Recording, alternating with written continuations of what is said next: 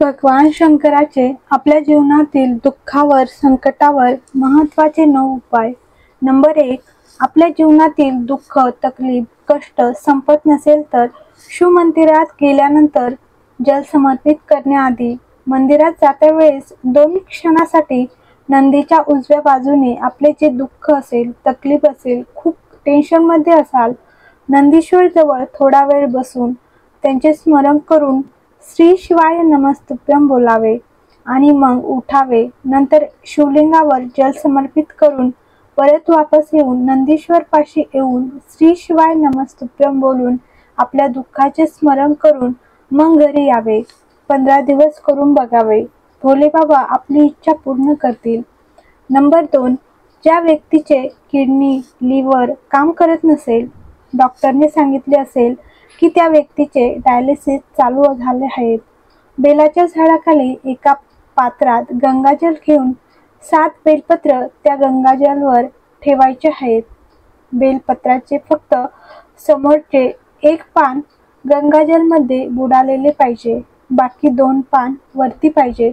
अशा प्रकारे बेलपत्रे ठेवायचे आहेत की ते वरचे 2 पानं गंगाजलमध्ये बुडाले नाही पाहिजे. भगवान शिवाचे कुंडकेश्वर महादेवाच्या नावाचे स्मरण करून आणि अवधूतेश्वर महादेवाचे स्मरण करून तुपाचा 1 दिवा लावायचा आहे. देवादिदेव महादेवाचा पंचाक्षरी मंत्र किंवा मग षडाक्षरी मंत्र ओम नमः शिवाय किंवा मग श्री शिवाय नमस्तुभ्यंचा जप करून ते जल घेऊन या आणि बेलपत्र भगवान शंकराला समर्पित करून द्यावे. ते जल घेऊन आल्यानंतर ज्या व्यक्तीचे लिव्हर किडनी डायलिसिस चालू असेल त्या व्यक्तीला थोडे त्या व्यक्तीला ते जल दिवसभरात 5-6 वेळा देऊन संपवून टाकावे. त्या व्यक्तीचा हळूहळू डायलिसिस बंद होईल आणि किडनी लिव्हर काम करायला सुरुवात करेल. नंबर 3. वैशाख महिन्यामध्ये बेलपत्राच्या मुळापाशी 1 लोटा जल टाकावे.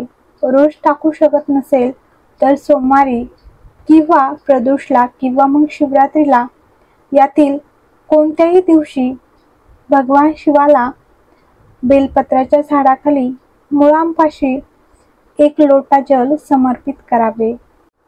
शिवमहापुराण कथेत सांगण्यात येते की वैशाख महिन्यामध्ये बेलपत्राची पूजा अर्चा केल्याने जल समर्पित केल्याने घरात कधी संपदाची कमी राहत नाही.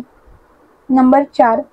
जर कोणतेही कार्य होत नसेल, ज्या कार्यासाठी तुम्हाला खूप वेळा विचार करावा लागत आहे, ते कार्य होत नसेल तर 1 लोटा जल घेऊन त्यात लाल चंदन 1 अक्षताचा दाणा टाकून ते जल बेलाच्या झाडाखाली भगवान शंकराचे नाव घेऊन जसे सूर्यनारायणाला अर्घ्य देतात तसे कमलहस्त करून तसेच हातात कलश घेऊन हळूहळू बेलपत्राच्या झाडाखाली जल समर्पित करावे आणि भगवान भोले बाबांना निवेदन करून यावे की बाबा माझे हे कार्य सफल होऊ द्यात. विश्वास ठेवून हे कार्य करून आले तर 15 ते 20 दिवसामध्ये भोले बाबा आपले कार्य पूर्ण करतील. नंबर 5. घरात असं वाटत असेल आपला परिवार तुटत आहेत, सासू सुनेचे जमत नसेल किंवा भावाभावांचं जमत नसेल, त्यावेळेस कुंडकेश्वर जल कामं येतं. ते जल कसे कामं येतं तर पिंपळाचं पान जे पिंपळाच्या झाडाखाली पडलेलं असेल तेच पान घेऊन पिंपळाच्या झाडाखाली तेच पान घेऊन त्या पानाचा दांडीचा भाग आपल्याकडे आणि पानाचा भाग झाडाकडे ठेवून त्यावर कुंडकेश्वर महादेवाचे नाव घेऊन भगवान शंकराला जेव्हा जल आपण समर्पित करतो, घराचे नाव व गोत्र बोलून समर्पित करतो, त्या परिवारामध्ये वादविवाद समाप्त होतात आणि वापस कुटुंबामध्ये प्रेम निर्माण होते. नंबर 6. आपले कोणतेही ग्रह अनुकूल नसेल तर दुधाच्या पात्रामध्ये दुर्वा टाकून पिंपळाच्या वृक्षाखाली समर्पित करून यावे. राहू, केतू, शुक्र, शनी जे कोणते ग्रह गडबड करत असेल ते सगळे सुधारणा चालू होतील. नंबर 7, प्रदोष काळामध्ये प्रदोषच्या दिवशी जर चुकून जरी कोणी भगवान शंकराला क्षमेपत्र समर्पित केले तर तो जीव कधीच नरकवासी होत नाही, तो जीव वैकुंठवासी होतो आणि आपल्या पूर्वजांना पुण्यफल प्रदान करतो. नंबर 9, बेलपत्राला चंदनाच्या 3 बिंदी लावून आणि आपल्या बोटांना अत्तर लावून प्रत्येक महिन्यात शिवरात्र येते. आपण व्रत करा किंवा नका करू, ती आपली मर्जी आहे. आपल्या बोटांना अत्तर लावून बेलपत्राच्या दांडीला समप्रमाणात धरून भगवान शिवाच्या शिवलिंगावर समर्पित करावे. प्रत्येक महिन्यात शिवरात्री येते. फक्त केवळ 1 वर्षाचा नियम करावा.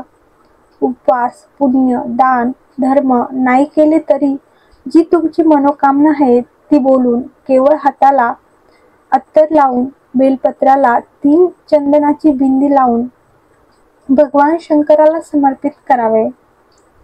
कोणत्याही शिवमंदिरात 1 बेलपत्र समर्पित कराल असा 12 महिने करण्याचा नियम घेतला तर आपली जी इच्छा असेल, कामना असेल ती कामना भगवान भोले बाबा पूर्ण करायला सुरुवात करतील. हर हर महादेव. श्री शिवाय नमस्तुभ्यम. तर तुम्हाला हा व्हिडिओ आवडला असल्यास लाईक करा, कमेंट करा आणि चॅनलवर नवीन असाल तर सबस्क्राईब